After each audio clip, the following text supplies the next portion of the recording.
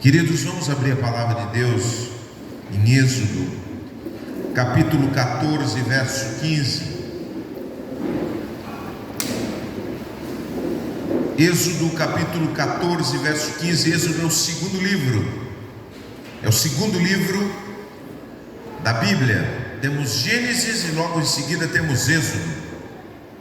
Nossa palavra, semana passada falamos sobre as estações, os obstáculos que precisamos transpor para chegarmos na terra prometida, no lugar de descanso, na terra que mana leite e mel, esse estado de vida espiritual que nós podemos dizer que é vida em abundância. Eu vim para que vocês tenham vida e vida em abundância. É isso que Jesus nos disse. Quando não vivemos isso, é porque certamente não cruzamos os obstáculos que estão no meio do caminho. Muitas vezes nós ficamos vivendo uma fé que é uma fé mal resolvida, que é uma fé mal orientada, que é uma fé muito básica. Porque quando Deus nos chama, nós cremos na palavra de Deus, mas existem algumas coisas que nós precisamos fazer, certo?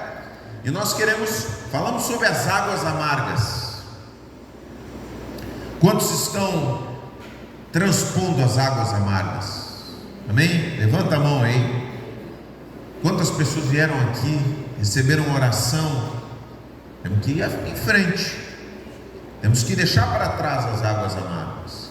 E agora nós vamos voltar um pouquinho na história, que é quando o povo foge pelo Mar Vermelho. E ali nós temos muitas verdades. Transpor o mar.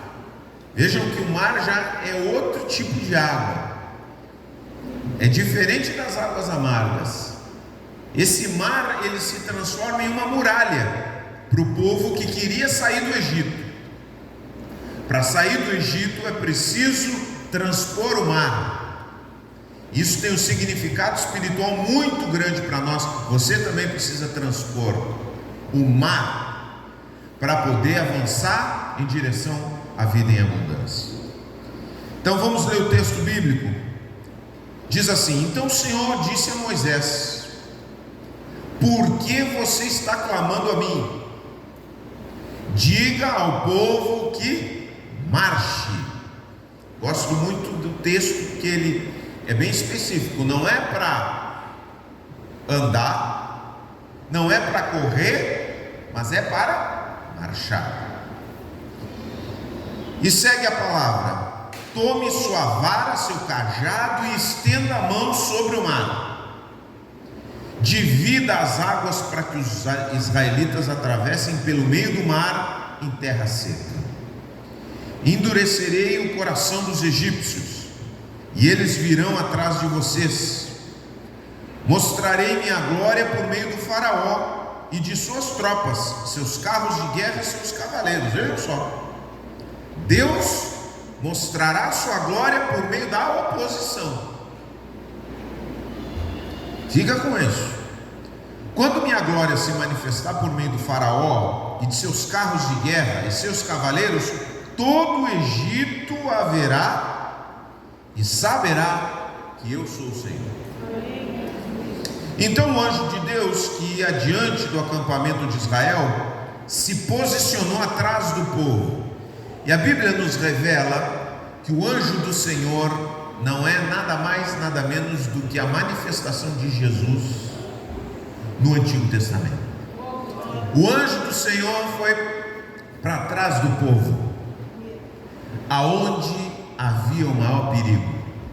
Quer dizer, os egípcios vinham atrás, e o Senhor se colocou entre os egípcios e entre o seu povo. Aleluia. Essa é a posição de Jesus conosco.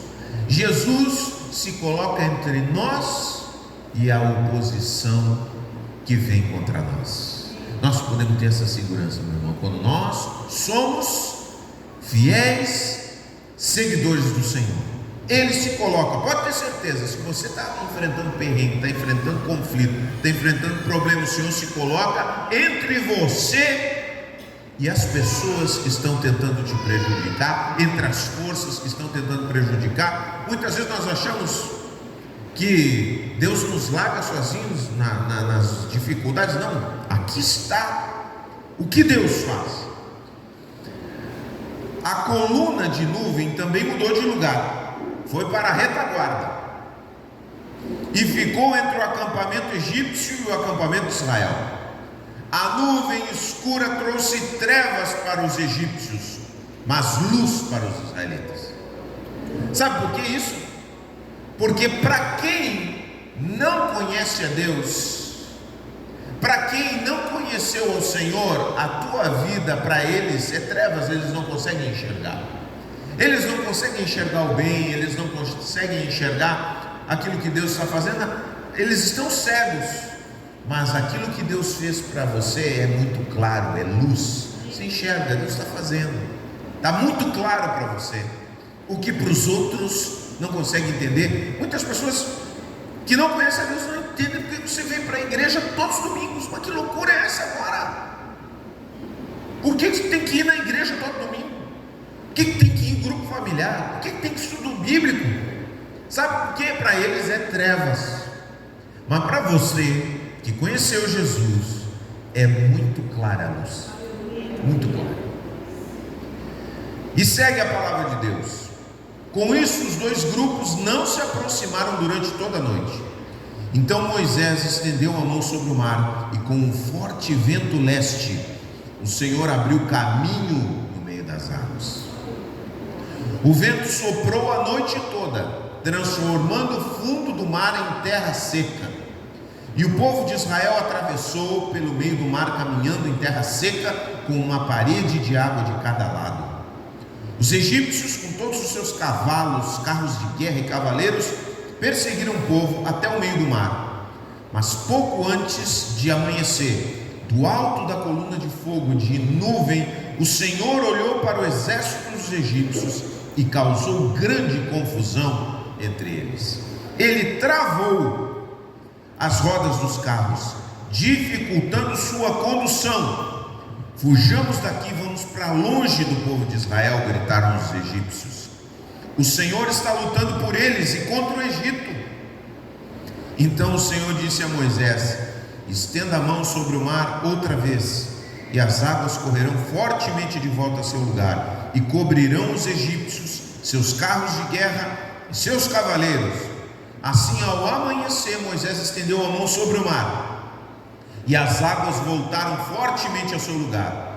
Quando os egípcios tentaram escapar, foram de encontro às águas, e o Senhor os arrastou para dentro do mar. As águas voltaram e cobriram todos os carros de guerra e cavaleiros, todo o exército de Faraó. Nenhum dos egípcios que havia perseguido os israelitas até o meio do mar sobreviveu.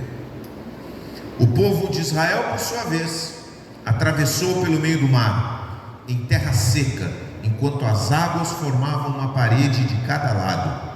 Foi assim que o Senhor libertou Israel das mãos dos egípcios naquele dia, e os israelitas conseguiam ver os cadáveres dos egípcios na praia. Quando o povo de Israel viu o grande poder do Senhor contra os egípcios, encheu-se de temor diante dele, e passou a confiar no Senhor e em seu servo Moisés. Amém? Palavra de Deus.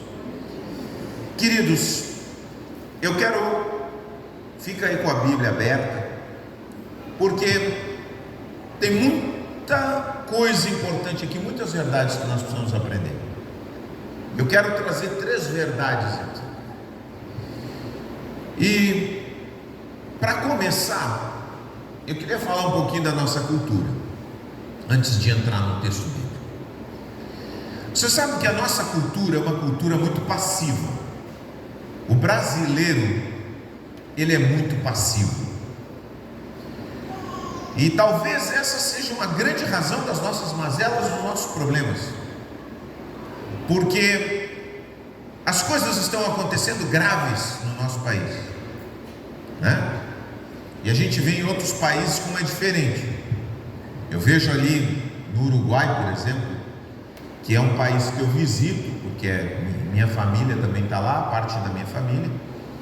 E quando tem qualquer problema político, eles começam a protestar. Mas aqui no Brasil, eles instituíram de tal forma e conseguiram domesticar tanto o povo, que o povo não reclama mais, não protesta mais contra as injustiças. Então os nossos juízes pervertem o direito de forma grosseira e ostensiva. Os nossos políticos nos mentem descaradamente. Quando começou aqui, na época do Tiradentes, nós pagávamos 20% de imposto, se chamava o quinto dos infernos. Hoje nós pagamos 50% da nossa renda. Quando você compra um carro, você dá um carro para o presidente e para os políticos. Quando você compra qualquer coisa, metade vai para lá e vai acumulando. É um roubo institucionalizado que o governo não dá de volta, tá? Mas o que eu quero entrar aqui é que nós somos passivos. O brasileiro não reclama, mas se tirar a internet, reclama.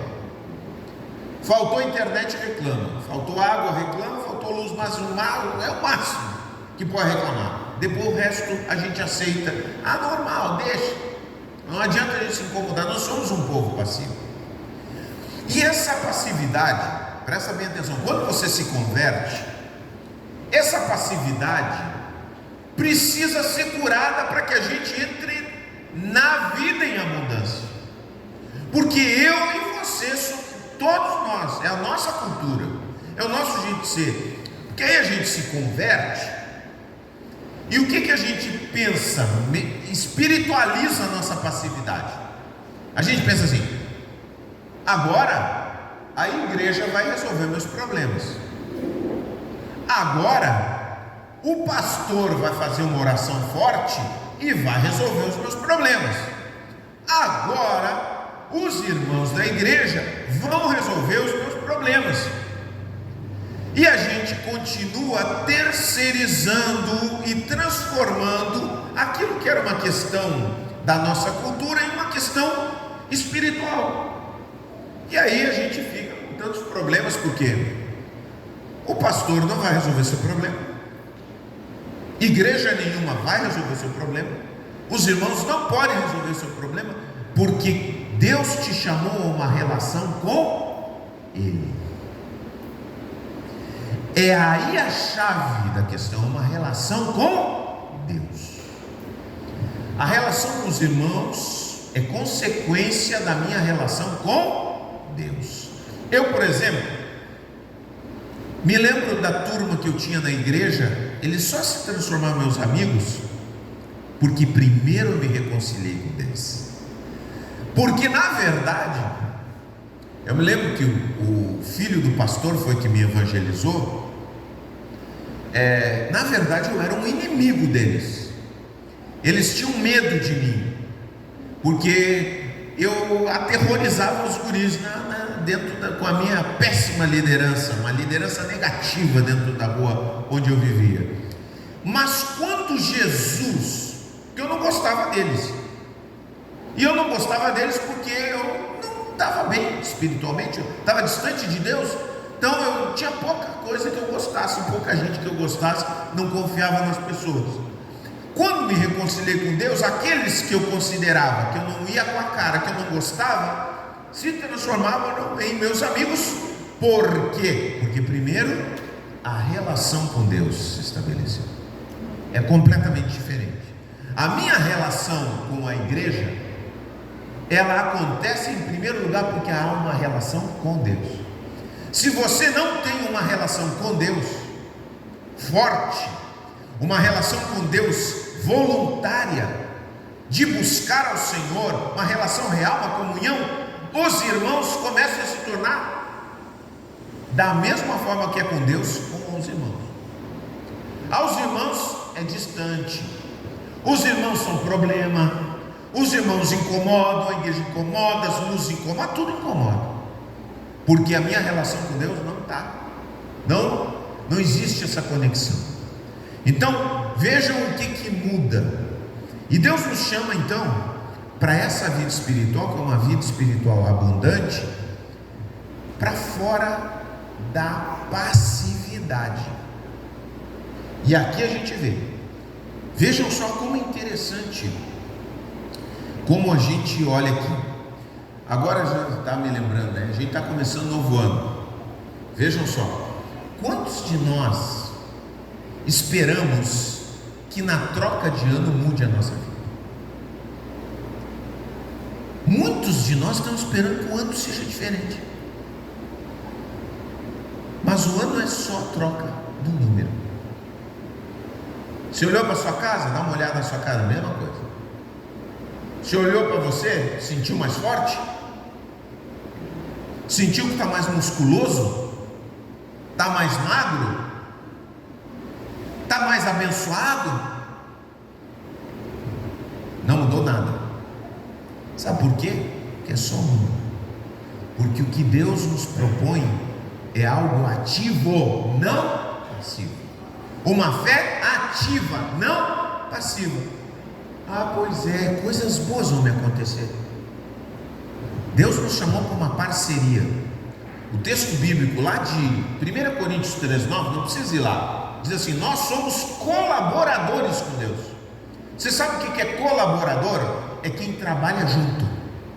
Deus te chamou, isso é fé ativa, é mudar a cabeça, tá? Deus te chamou, eu e você, a sermos trabalhadores que trabalham junto com Ele. Deus está trabalhando no mundo, você é um colaborador, ou seja, uma pessoa que trabalha junto com Deus. Você está trabalhando junto com Deus ou não? Sim ou não? Vamos ver, tá? Então, vamos para os egípcios, vamos para os israelitas. Eles têm que transpor o mar. Você também tem os seus mares esse ano para transpor, é ou não é? Não tem muralhas pela frente que você avisa: eu vou ter problema aqui. E eu não estou dizendo que você não vai ter, vai ter desafios, todos nós vamos ter. O cara que chegar e pregar em nome de Jesus, você não vai ter problema, esquece, ele está mentindo para você, está enganando, está torcendo a palavra. Você vai ter desafios, e tem coisas que você não sabe, tem coisas que você já vê que o caldo vai entornar, mas olha só, os israelitas foram chamados por Deus e disse: olha aqui, o faraó vai se endurecer, ele não vai deixar vocês irem, mas eu vou batalhar por vocês, sejam fiéis. Olha, ele endureceu 10 vezes até que o povo saiu, mas quando saiu, ele também não deu o braço a torcer, o povo atrás, vou deixar vocês irem. E aí daqui a pouco ele muda de ideia: não, vou atrás de vocês, vou quebrar vocês agora, pegar vocês aí no meio do caminho. E Deus prometeu para o povo de Israel: eu vou abençoar vocês, eu vou intervir, vão. Aí o que acontece? Moisés chega dizendo: vamos orar, vamos fazer uma reunião de oração, vamos fazer vigília aqui, é o momento de oração. E Deus disse assim: pode parar com a oração. Essa aqui é um momento sui generis na Bíblia. Deus acaba com uma reunião de oração. Parou. Deus diz: parou, não tem nada de oração agora. O que está clamando a mim? Diz ao povo que marche.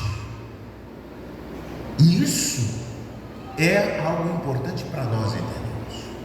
E aí começam as verdades fundamentais da nossa vida de fé ativa. A primeira delas é: não há vitória de Deus sem confronto com o Egito. Não há vitória de Deus na tua vida sem confronto com o Egito. Se você não tem confronto na sua vida espiritual, é mau sinal. É mau sinal, porque possivelmente você é um chuchu de Jesus, que não tem gosto, que não toma posição, que não diz assim: eu vou servir a Deus. Porque quando você diz eu vou servir a Deus, você se compromete com Deus. Chega no dia do domingo. Estou falando uma coisa bem simples, hein? Bem simplesinha, assim. Level, né? Como os guris dizem do videogame, né?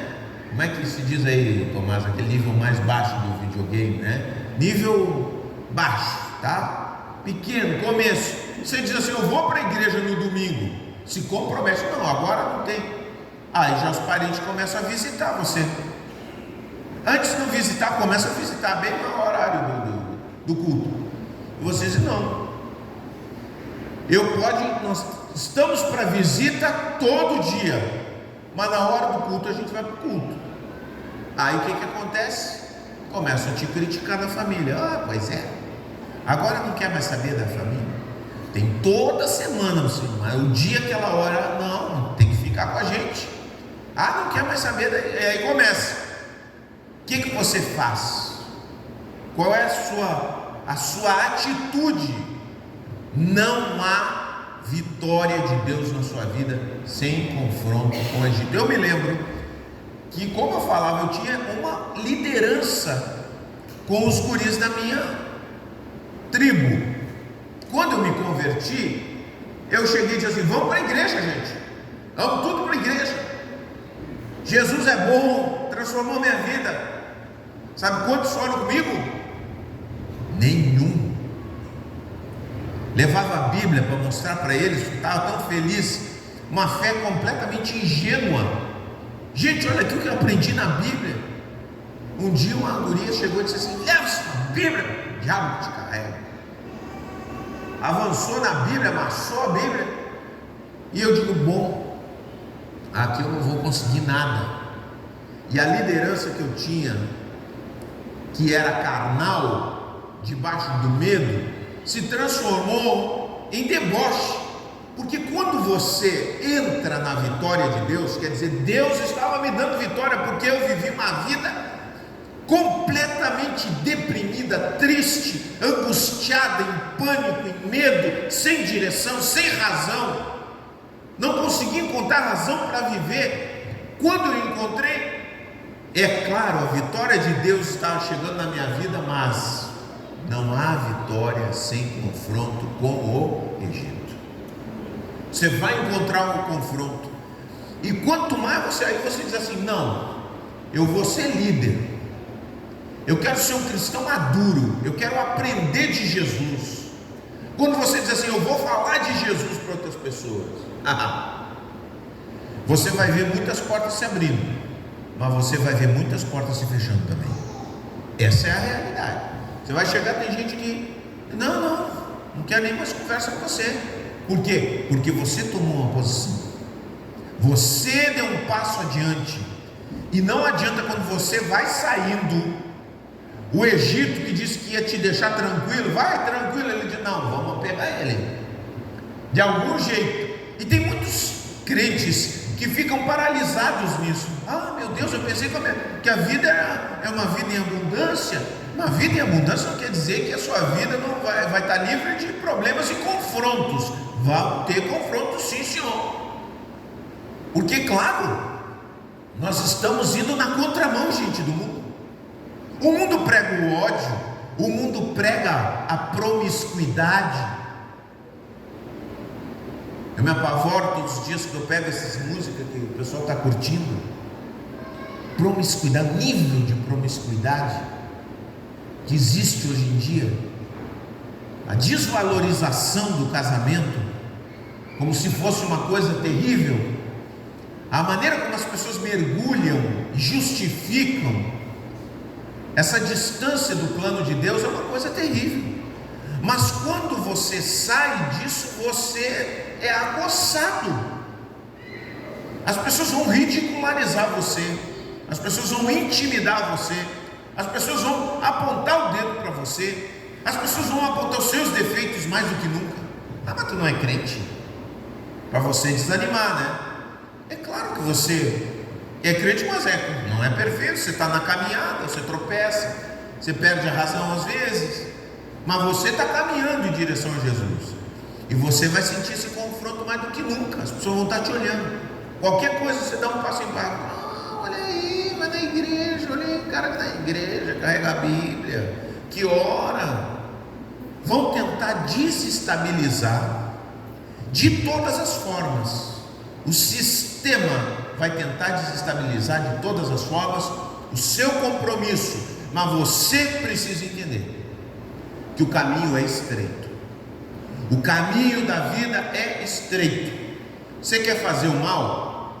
Sai aqui na rua, você vai encontrar os companheiros lá na esquina. Não tem problema. Bem tranquilo. A gente já ajudou gente aqui drogada, caminhou para lugares para serem ajudados, e teve pessoas que foram para outras cidades também. Mas quando a pessoa tem no seu coração um compromisso com fazer o mal, ela pode sair dessa cidade aqui, ela vai lá na rodoviária da Cochinchina, lá na Fortaleza, e ela desembarca lá, ela encontra alguém para fazer o mal junto com ela, exatamente no que ela está. Pode ter certeza, porque é assim. Agora, quando você se compromete com Jesus, o caminho é estreito, vai ter confronto, mas leva a vida.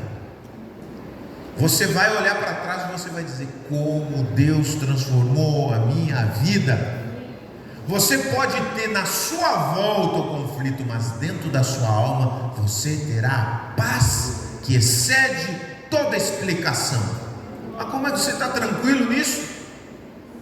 Como é que você resiste? Por quê? Porque o seu coração foi transformado. Mas a gente precisa entender que nós vamos ter confrontos.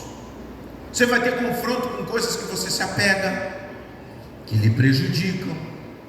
Muitas coisas Jesus vai dizer: olha, isso aqui não vai ser bom na caminhada, você vai ter que deixar no Egito. Deixa no Egito isso aqui para ir embora, porque isso vai ser um peso para a tua vida. Às vezes a gente está apegado com determinadas coisas. Às vezes a gente vai ter que quebrar alguns relacionamentos que não toleram o jeito que você está andando na sua vida com Deus. Vai ter que deixar também. Lamentavelmente, algumas pessoas ficaram para trás na minha vida, e depois Deus trouxe de volta, porque se converteram ao Senhor. Você vai ter muitas vezes que enfrentar a incredulidade das pessoas também em relação à sua pessoa, porque você está servindo a Deus. Agora, é bom sinal quando você tem esses confrontos, é sinal de que você está saindo do Egito. Amém? E não há vitória de Deus sem confronto com o Egito. Não há maneira de cruzar esse mar sem ter o Egito nos seus calcanhares. Eles estão ali bufando.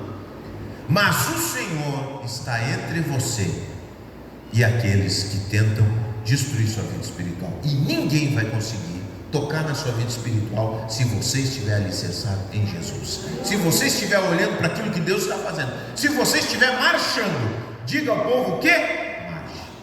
Deus não te mandou correr, viu? Talvez você quer correr na sua vida, vai tranquilo, marchando aqui, ó, com ordem.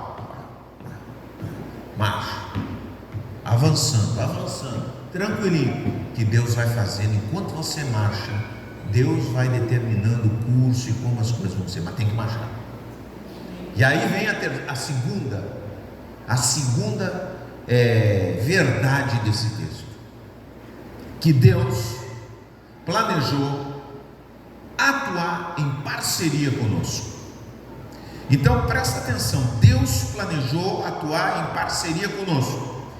Diga ao povo que marche, vão adiante, coloque o cajado aí nas águas, que as águas vão se partir. Mas escuta, Moisés, tu tem que fazer o que eu estou te mandando. Então presta atenção. Muitas vezes tem pessoas aqui casadas.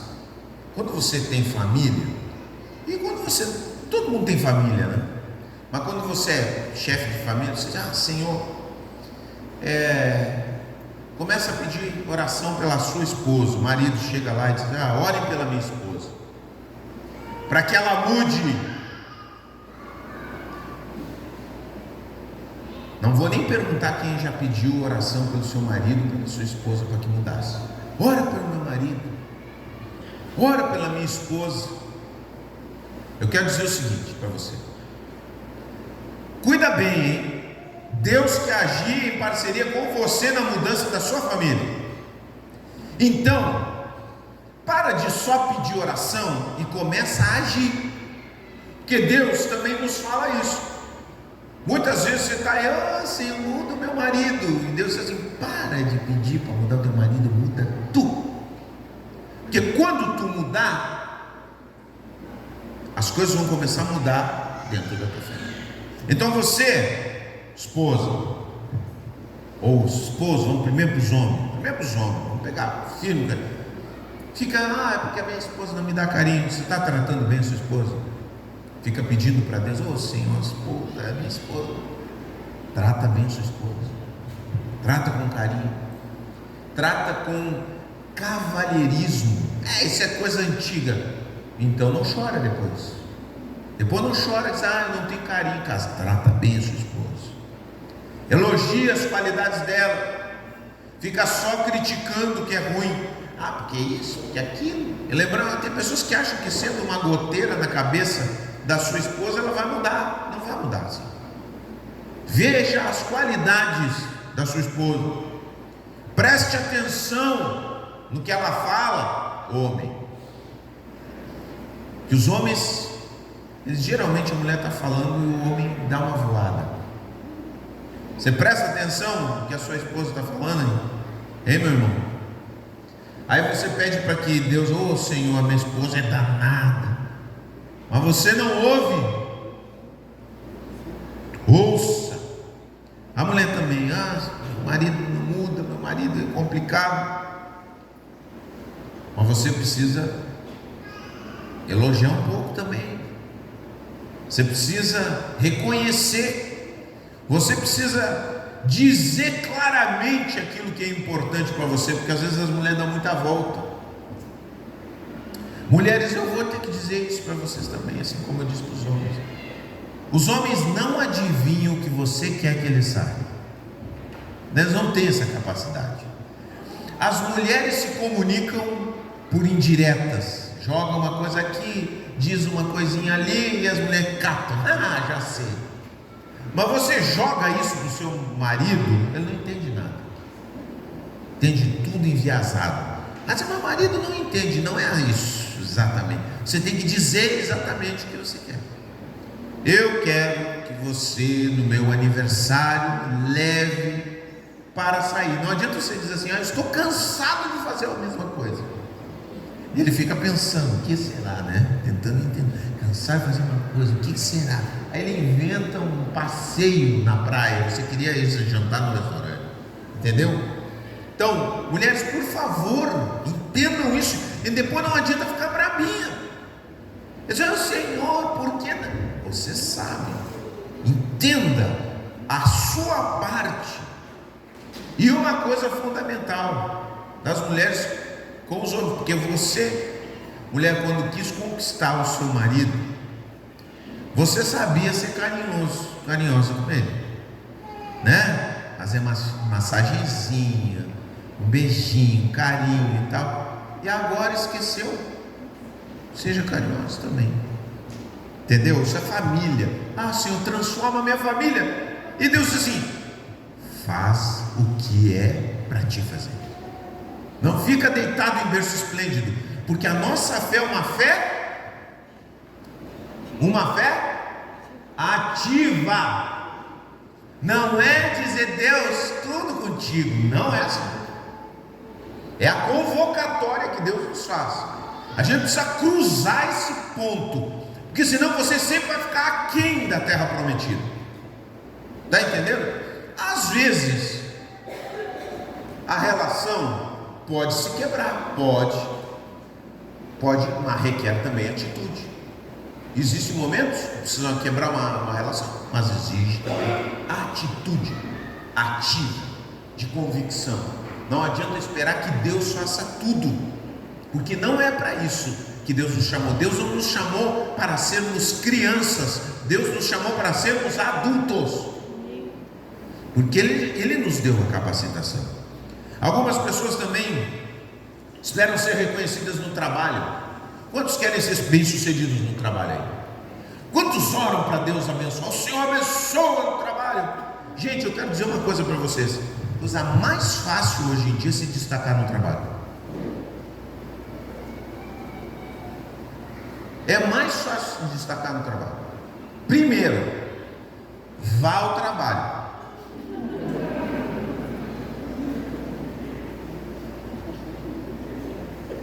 Básico. O cara só toca atestado e fica pedindo para Deus: ô Senhor, me prospera, que o meu patrão me reconheça. Esse milagre Deus não vai fazer, porque Deus quer um compromisso seu também. Não adianta nada disso. Segunda coisa, bem simples para você: faça um trabalho além daquilo que lhe pedem. Não faça só o que te pedem. Pinta aqui. Você vai lá e dá-lhe uma rabiscada, faz bem. Faça um trabalho fora da curva. Pode ter certeza que alguém, em algum momento, vai reconhecer o teu trabalho. Seja pontual, seja confiável. Confiável. O cara te deixou cuidando determinado lugar, não fica olhando o celular. Está cuidando ali o ambiente e tal. Aí o cara fica, cabeça,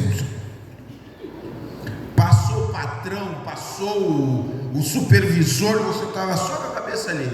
Entrou ladrão, tirou tudo e você com a cabeça no celular. Não, entendeu? Isso é uma coisa básica.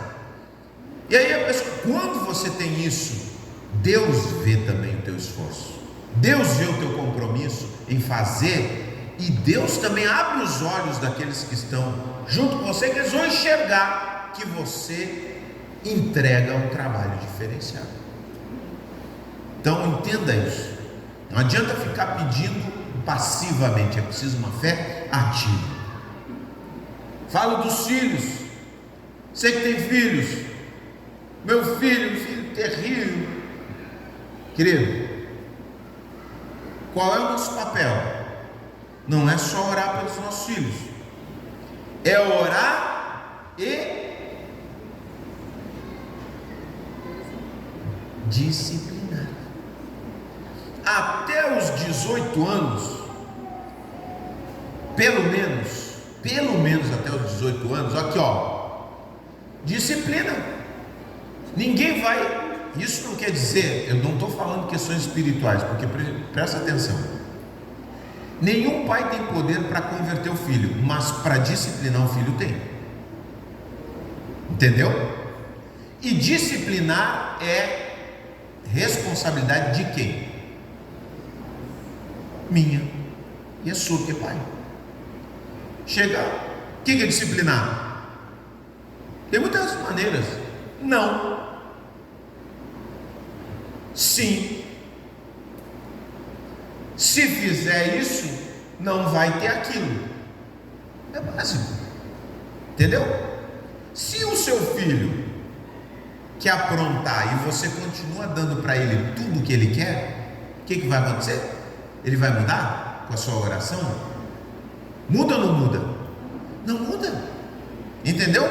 E a Bíblia diz: nossa fé tem que ser uma fé ativa. Mas ele se rebela. Bom, mas faz a tua parte e confia em Deus. Entendeu? É parceria. Não é tudo para Deus e nem é tudo para mim. É parceria que Deus nos chama. Entendeu? Por isso que Deus, porque clamas a mim. Tem muita gente, presta atenção, tem muita gente pedindo oração e guerreando contra a própria oração. Você pede uma coisa e você está fazendo todo o contrário. Você está contribuindo para que a oração não se realize. Porque quando você chega e não contribui, você diz: ô Senhor, como eu disse, transforma a minha família, mas você não age como quem crê, não acontece. Você se torna um empecilho para que as coisas aconteçam. Então entenda isso: Deus planejou em atuar em parceria conosco. E o terceiro, gente, terceira e última verdade que nós vemos aqui no texto: Deus não nos deixa sem ferramentas. O que é que Deus nos dá de ferramentas? Deus deu uma ferramenta para Moisés, que é o cajado. O cajado, ele nos lembra da palavra de Deus. O cajado que orienta, o cajado que tem poder de nutrir, o cajado que dá autoridade para o crente, é a palavra de Deus que está aqui. Então, nós precisamos entender que no meio das nossas decisões, Deus está ali nos dando esse cajado que vai abrir essas águas para nós. Só que as pessoas, elas tomam decisões da forma errada, equivocada. Muitas vezes a gente pergunta para Deus, uma das maneiras que tem 3 maneiras das pessoas tomarem decisões erradas. A primeira, a gente pergunta para Deus aquilo que Deus já esclareceu na sua palavra. A gente fica perguntando: Senhor, o que tu queres? Por exemplo, relacionamentos. Você vai ter um relacionamento, você vai vem uma pessoa que não ama Deus, que não quer saber nada de Deus, que não tem nenhuma sensibilidade à palavra de Deus. Aí você diz assim: só falta ele entregar a vida para Jesus. Então, gente, falta tudo. Falta tudo. Assim, mas Deus vai me dar vitória. Não, mas não é isso que a palavra de Deus diz. Não é isso. A palavra de Deus diz que você deve buscar uma pessoa para o seu relacionamento que sirva ao Senhor também. Aí você chega e diz assim: Senhor, o que tu queres? Aí você vem e traz o escolhido. Senhor, o que tu queres com essa pessoa? Está ali bem clara a palavra. Não. Mas você fica perguntando para Deus aquilo que Ele já respondeu. Segunda maneira que a gente toma decisões equivocadas, a gente pensa nas consequências. Aí você diz: pastor, mas não tem que pensar nas consequências para tomar decisões? Primeira coisa que nós temos que pensar nas nossas decisões é o que Deus diz para mim. E se Deus disse algo, não tenha medo das consequências de obedecer. Obedeça e não tenha medo, e deixe que o resto Deus vai fazer. Eu vi isso vez após vez aqui nessa igreja como líder, na minha família. Quer dizer, você toma uma decisão, você faz aquilo que Deus... parece muitas vezes as decisões que você toma que a sua vida vira uma confusão. Mas eu quero dizer que Deus vai te honrar. E aquilo que é um caos, a palavra do Senhor vai colocar ordem pelo seu poder. Creia nisso. Talvez sua vida agora está uma confusão. Você fala: pastor, pelo amor de Deus. Creia, se você fez aquilo que Deus te orientou a fazer, fique tranquilo quanto às consequências, porque isso sim é tarefa de Deus. Ele vai se encarregar. E terceiro, gente, maneira que as pessoas tomam decisões equivocadas é seguir o impulso, a emoção, aquilo que tem vontade de fazer, o medo, a angústia, a ansiedade. Às vezes Deus diz assim: não fala agora.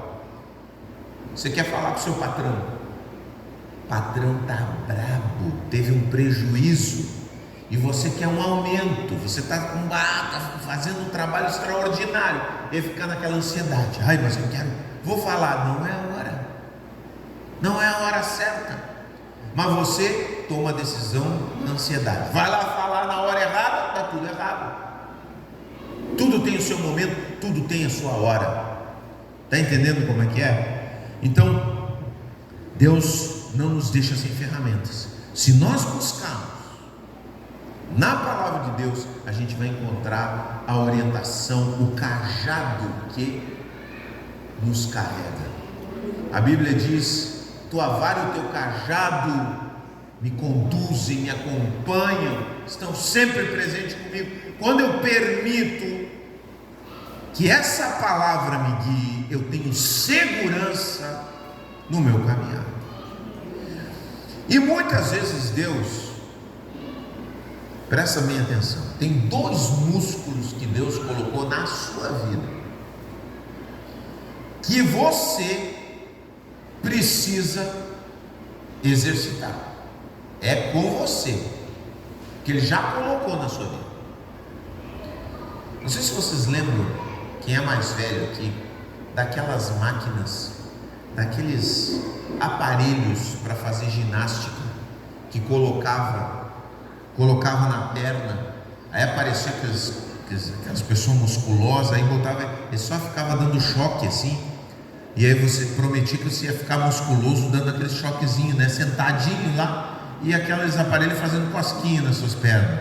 Quantos lembram desses aparelhos que faziam? Não, então, você olhava aquela gente musculosa e tal, chamava, eu vou comprar um aparelho daqueles. Eu nunca comprei, não cheguei a esse grau de tolice, mas eu ficava olhando aquilo e dizia assim, isso não pode ser verdade.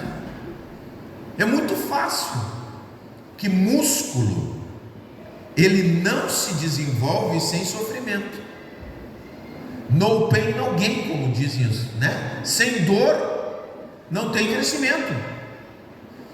E Deus colocou 2 músculos na nossa vida, que é para a gente trabalhar junto com Ele.